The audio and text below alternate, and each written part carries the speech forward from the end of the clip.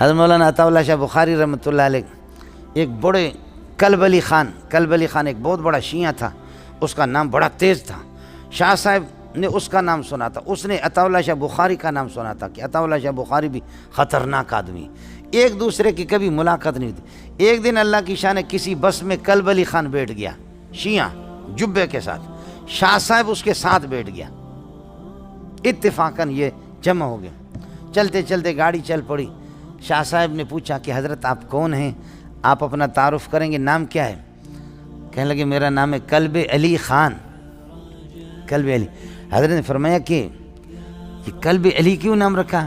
کہا بس میرے بڑوں نے، میرے والدین نے کہا کہ علی کا کتا ہوگا تو اللہ کو رحم آئے گا، اللہ بخش دے گا ہمیں، ہم علی کے تو کتے ہیں نا، سمجھے، علی کے کتے ہوں گے تو اللہ بخش دے گا. شاہ صاحب نے فرمایا اللہ کے اپنے کتے ذلیل ہو رہے، گلیوں میں پھر رہے.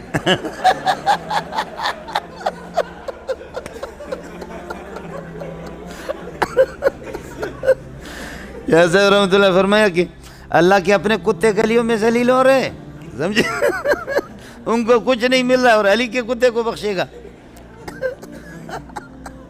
وہ شیعہ بالکل لاجواب ہو گیا، ایسا حیران ہو گیا کہ اس نے کیسے مجھے ذلیل کیا. تو شاہ صاحب سے پوچھا کہ حضرت آپ اپنا نام، میں تو ذلیل ہو گیا، آپ اپنا نام بتائیں گے، آپ کا نام کیا ہے؟ شاہ صاحب نے فرمایا میرا نام ہے خنزیر اللہ.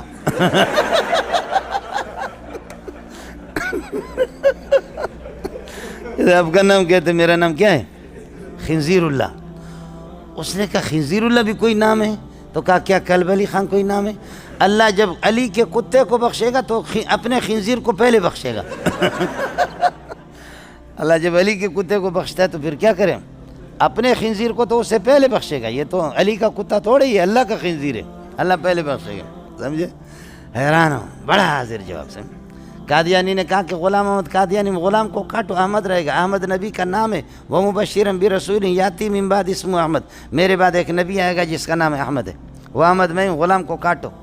عطا اللہ شاہ بخاری نے فرمایا عطا اللہ میں عطا کو کاٹو، اللہ رہے گا. میں اللہ ہوں، تجھے کس نے نبی بنا؟